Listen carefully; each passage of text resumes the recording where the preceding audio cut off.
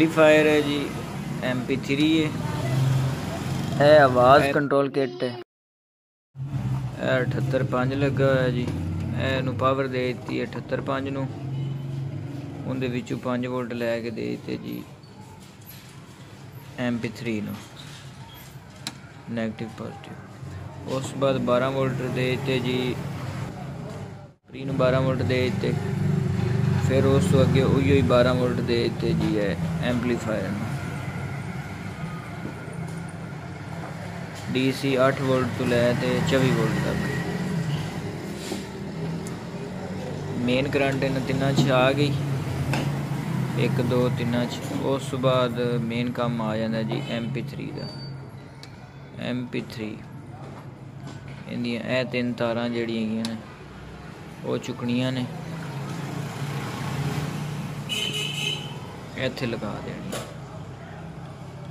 ए ground है, ए 2 आवाज़ दियां। अच्छा वालियम वाली जिहड़ी इहनूं की कहंदे ने ट्यूनिंग सिस्टम, इहदे च फिर अगे करंट निकलेगा जी इस जगह ते, इस जगह ते इहदी आउटपुट है, ए 2 दा आउटपुट आ गई जी। इहदे विच ग्राउंड लगावन दी कोई ज़रूरत नहीं, ग्राउंड इहनूं इहदों ही मिल गई है। लैफ्ट राइट ए लग गया, सप्लाई इहदों मिल गई, इहदों आवाज़ का मिल गया, ए स्पीकर की आउटपुट हो गई। Left speaker right speaker,